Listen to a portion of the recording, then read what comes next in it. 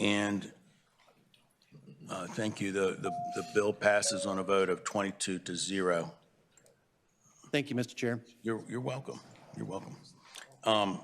Delegate Price, can you tell us about HB 1716? Thank you. Yes, thank you, Mr. Chair. I think he's right. I'm not sure if the mic is on. So maybe not in line with your comment about non-controversial, but in line with having heard this legislation before. I do appreciate being heard in full committee. But HB 1716 is the Virginia Right to Contraception Act, and the language is the same as passed out of the General Assembly last year. This bill would codify a person's right to contraception by preventing any state or local actor from infringing upon an individual's right to access contraception. The language of the bill includes various types of FDA-approved medicines and devices so that people can access them to prevent pregnancy and also help treat other issues like endometriosis and polycystic ovarian syndrome. Last year, we heard this bill is not needed because there's already access to contraception. But Mr. Chair, I would like to point out that since last year, even more lawmakers on federal and state levels have mentioned that contraception was something that they were interested in looking into. So the hundreds of thousands of Virginians like me that are dependent upon this medicine in consultation with our healthcare providers would love for it to be protected here in Virginia. I have more, but I will stop there in the interest of time. Thank you, Delegate. Are there questions from the committee first before we turn to the audience? Any questions? Okay. You can hit your request to speak button if you'd like to speak. So first, let's ask the audience if there's any supporters of this bill that would like to testify in favor of HB 1716. Please welcome and tell us who you are again, even though most of us know. Good morning, members of the chairman, members of the committee. I'm Nicole Lauder. I represent the American College of Obstetricians and Gynecologists, OBGYNs. We are fully in support of this legislation. Thank the patron for it. And as she said, the threat of access to contraception is definitely real, and we appreciate you codifying this if passed. Thank you. Thank you. Thank you. Welcome. Please introduce yourself. Thank you so much, Mr. Chair, members of the committee. My name is LaTwyla Mathias, the Executive Director of Progress Virginia, and we fully support this bill and thank the patron for bringing it. Our personal decisions are our decisions, and we think that this bill reflects that. Thank you so much. Thank you. Please come forward and introduce yourself. Hello, thank you, Mr. Chair, and to this committee for allowing me the opportunity to speak. I am Dr. Avanti Jayavira. I'm with the Reproductive Health Access Project. I'm here to represent this organization and myself. I just want to say that when we're talking about contraception, I want it to be clear that this is also a treatment option for many different medical conditions. I have several patients who have different types of autoimmune conditions, and being on a long-acting contraception can help actually stabilize their condition. We're also talking about cardiovascular conditions, neurological conditions, where contraception preventing pregnancy is a way to keep their illness, their chronic illnesses at bay and controlled. And so whenever we're talking about this, I also want it to be clear that this is a treatment option. It's a type of medication. I need to be allowed to perform my job. I need to be able to practice medicine without any kind of interference, because in that visit, the patient is my utmost priority, and it's important for me to be able to provide all of their options, and that conversation should just be between me and the patient. Thank you so much for your time. Thank you for coming this morning. Please come forward and introduce yourself. Hi, my name is Shukufa Dianat. I'm a family physician here in Richmond, Virginia, and I'm here to speak in support of the bill. Thank you so much for bringing it forth. In the last year, I've had many young people come to me asking for tubal ligations or vasectomies because they are terrified that contraception will go away and they will not be able to access it. So I ask you to please let us continue and protect this very important thing that's important for individuals and their families and their communities. Thank you. Thank you very much. Good morning. Please come forward. Good morning. My name is Raina Han. I'm a medical student here speaking on behalf of the Reproductive Health Access Project and myself in support of this bill. As a medical student, I learn a lot, and one of the things that I learn about is how important contraception is in the care of patients, as the delegate mentioned, in treatments of endometriosis, PCOS, and other treatments. As somebody who has taken the oath to do no harm, it is important for me to be able to have these access to these treatment options so my patients can make the best decisions for themselves and I can provide the best care for them. Thank you. Thank you. Thank you. Please come forward. Hi. Good morning. My name is Sriya Kongla. I'm also a medical student as a representative here on behalf of the Reproductive Health Access Project. But this morning, I'm not speaking to you as a medical student. I'm speaking to you as a daughter. When I was born, my mother was incidentally found to have an ovarian tumor that had to be removed. And following that incident, she was prescribed oral contraception medication as a way to help protect her health and make sure that there was no recurrence of that tumor. So I'm here today to emphasize how important it is that these treatments are not only they're evidence-based medicines that can help protect lives and help protect and keep together families as well. So thank you. Thank you for coming this morning. Please come down. Hello, good morning. My name is Precious Afadu. I am currently just a worker at a clinic. I've got a degree in social work, but I started working at this clinic because I met this doctor who's been really helpful to me, and I constantly meet patients who are having so many problems and need care, and currently patients are having to be flown in from different places to get access to care just because of how the laws are currently being stated and acting and affecting people. So I really hope that we can agree on this and keep contraception available to everybody because everyone needs it for different reasons, and it shouldn't be too hard or a problem to be able to get care. Thank you. Thank you for coming. Okay, are there any people who would like to speak against the measure? Good morning. Please introduce yourself. Good morning, Mr. Chairman, members of the committee. Jeff Caruso with the Virginia Catholic Conference. And I think you're familiar with our opposition to this bill from last year, so I'll be brief. I just want to give a few very brief comments about our concerns. First, the legislation, person is not limited to adults, so it does include minors. Secondly, the bill's cited definition of healthcare provider includes pharmacists, dentists, optometrists, podiatrists, chiropractors, physical therapists, psychologists, social workers, marriage and family therapists, and others. So therefore, the bill would allow a minor to bypass a physician and get contraceptives directly from a pharmacist, or at least theoretically, even from a dentist, an optometrist, a social worker, or any of the other professionals that's listed in the bill's cited definition. So this is in contradiction to current law in Virginia.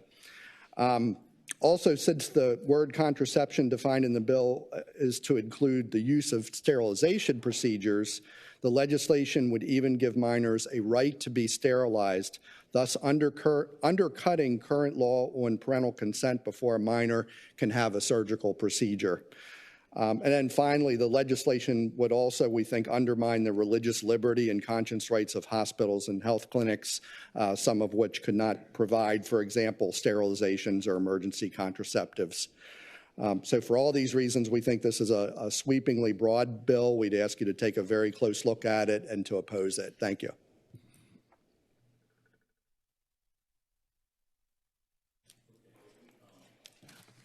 Dr. Price, we have 3 speakers that are online that we're going to call on now. And I think these are probably in support of the legislation. Ms. Lockhart, are you out there? Would you? Yes. Good morning, Chair, members of the committee. Jamie Lockhart, Executive Director, Planned Parenthood Advocates of Virginia. We are in strong support. Thank you. Delegate Price. Thank you. And Ms. Kendra Sutton-L. Welcome. Good morning, hit your mute. Okay. Mr. Chair and members of the committee. I am the Executive Director of Birth and Color, and we are in support of this bill. Thank you. And finally, Patricia Heyer. Ms. Heyer? Yes, good morning. I'm Patricia Heyer. I'm a resident of Blacksburg, Virginia, but today I'm speaking on behalf of the League of Women Voters of Virginia. The League supports this bill. We believe contraceptives should be accessible to all. The bill assures individuals the right to obtain and use contraceptives and protects healthcare workers and others who assist in providing contraception. Most importantly, it ensures that the Commonwealth and localities cannot interfere with this guaranteed access to contraception. We support this bill and we hope you vote for it. Thank you. Thank you for joining us this morning. Okay, committee members, are there any further questions of the patron? Mr. Speaker? Yeah. I'm going to ask you for summary remarks, but see if anyone wants to ask any questions. I see none. It's time to sum up if you'd like to. Yeah, no, I just wanted Hold to. on. Okay. Just speaking to the bill. Yeah, sure. Thank you, Mr. Chairman. Just speaking to the bill. I do have concerns with this. You know, as a pharmacist, for many, many years, I've dispensed contraceptives. It's what I do each and every day. But I do have concerns about this. First, there are no boundaries to age with this legislation. It doesn't specify age limits, which really undermines parental authority. And minors can access contraceptives without parental consent, leading to really, when I look at this, diminished parental involvement in critical health and moral decisions. Secondly, I do have concerns regarding provider discretion. So this really allows patients to demand specific contraceptives. So for instance, a patient will go into a physician's office, demand an oral contraceptive. They may have underlying conditions, obesity, smoking, history of thrombosis. You know, that can lead to blood clots and cause major problems, but yet they can demand that of the physician, and the physician has to comply. And I do have major concerns with that. So for those reasons, Mr. Chairman, I'll be voting against the bill. Okay, thank you. Anyone else before Delegate Price sums up? Okay. Yes, thank you, Mr. Chairman. I was actually hoping that the gentleman, after having been fact-checked in a local paper, would have not brought those same concerns forward this year, but I will fact-check again. So this bill does not change anything about the current legal framework that is already in place, where minors have the ability to make certain reproductive health care decisions without parental consent. This does not touch that. We do not restate current law in every single bill that we bring forward. We allow for existing code to speak for itself. The same with any of the religious exemptions. Those are handled already, don't need to be put into this bill. The other part that I would say is that while providers can definitely have their feelings, this has nothing to do with providers. This is saying no state or locality shall take action to impede upon access. And so a pharmacist is not a state or a locality, Mr. Chair. And so I am really hoping that we won't have to go through this again on the floor, but I will be prepared to do that again as many times as needed so that there is a fact check in the ether. Okay. I'd like to move to report. Second. Okay, it's been properly moved and seconded that we report the bill. Is there any further discussion on the motion? Okay, clerk, please open the roll.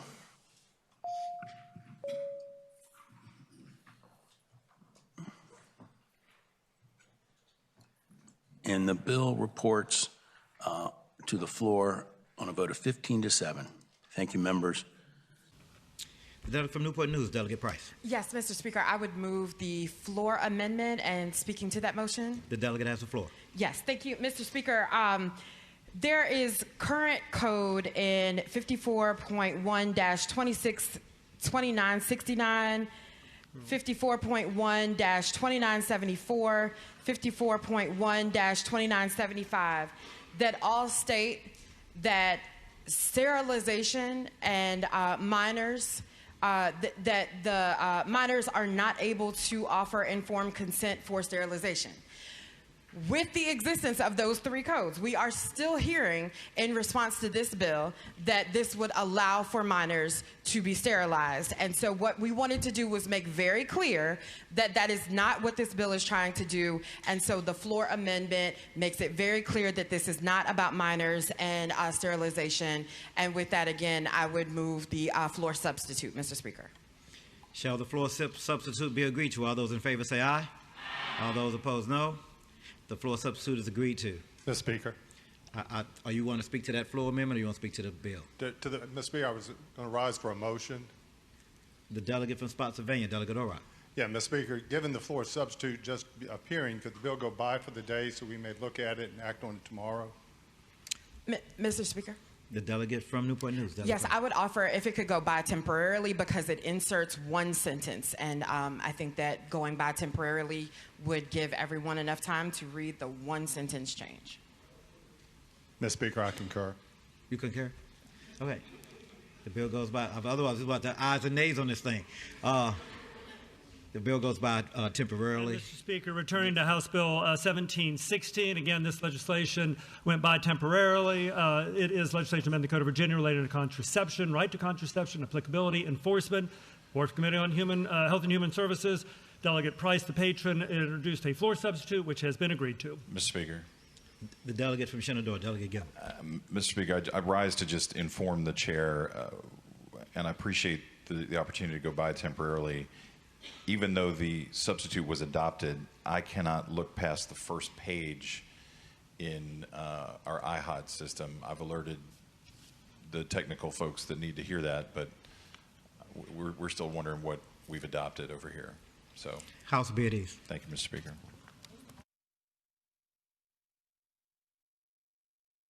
I also come to order, delegate from Newport News, Delegate Price. Yes, thank you, Mr. Speaker. I would say for those of us that have the Surface Pros, we can see all three pages, but apparently the iPads cannot. And so for that reason, we are fine with it going by for the day. Thank you. I move that the bill will go by for the day. Bill is by for the day. Yep. All those in favor of the bill going by for the day say aye. All those opposed, nay. The bill goes by for the day. Therefore, the first bill in this new category is House Bill 1716, which is legislation to amend the Code of Virginia related to contraception, right to contraception, applicability, enforcement. The legislation report Committee on Health and Human Services and the floor, the body agreed to a floor substitute yesterday. Delegate from Newport News, Delegate Price. Yes, Mr. Speaker and members, House Bill 1716 would codify a person's right to contraception by preventing state or local action that would infringe upon an individual's right to access the various FDA approved drugs and devices for contraception used in preventing pregnancy and treating other health issues like endometriosis and polycystic ovary syndrome. And as the clerk described, our substitute yesterday just reiterated current code that sterilization does not apply to minors. I would also like to reiterate, Mr. Speaker, that this bill is about preventing state and localities from enacting laws that would prevent access to contraception. This bill does not change current law on who can get contraception or how they can get it. So, Mr. Speaker, I hope the body would engross the bill and pass it on to its third reading.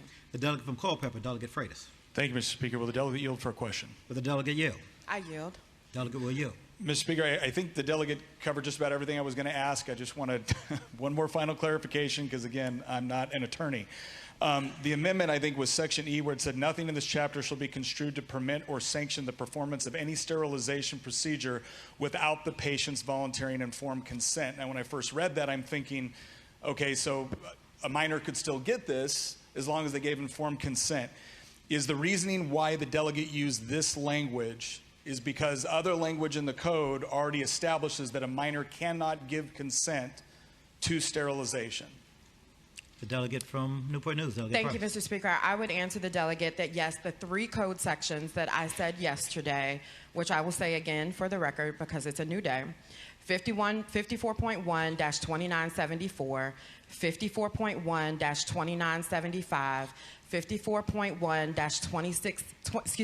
54.1-2969 all show that in our current code, minors are not included in informed consent for the purposes of sterilization. Shall the bill be, you have a follow-up question, No, sir? I thank the delegate. Shall the bill be engrossed and passed to third reading? All those in favor say aye. Aye. All those opposed, no. The bill is engrossed and passed to its third reading. Third reading, regular House Bill 1716 is before you, relating to contraception, right to contraception, applicability, enforcement. Shall the bill pass?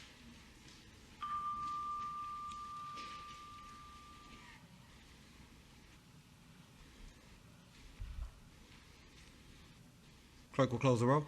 Ayes 53, noes 44. Ayes 53, noes 44. The bill passes.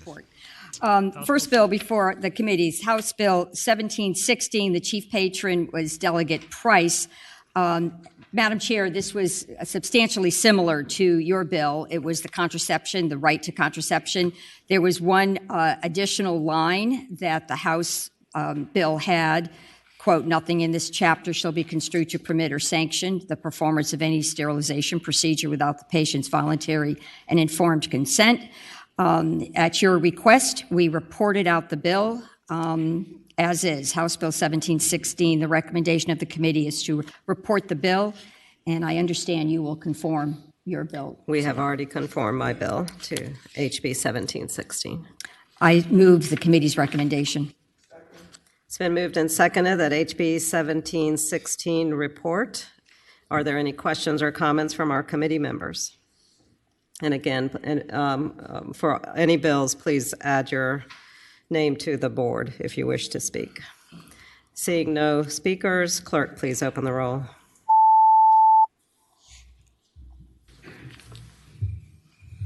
Ayes 706. Okay, Madam Chair, next bill. Sorry, HB 1716 reports, and Senator Favola. Thank you. Bill 1716, a bill relating contraception, right to contraceptive applicability, enforcement, reported from the Committee on Education and Health. Senator Hashmi. Thank you, Madam President. HB 1716 is identical to the bill that we just passed earlier today. And your motion, Senator? Thank you, Madam President. I move that HB 1716 pass, and speaking to that motion. Senator has the floor. Thank you, Madam President. HB 1716 is directly identical to the bill that we just passed earlier today, the right to contraception, which we voted on just a couple of hours ago, and I move that we pass this House version as well. The question is, shall the bill pass? Those in favor will record their votes aye. Those opposed, no. Are the senators ready to vote? Have all the senators voted? Does any senator desire to change their vote? The clerk will close the roll. Ayes 21, noes 18. Ayes 21, noes 18. The bill passes.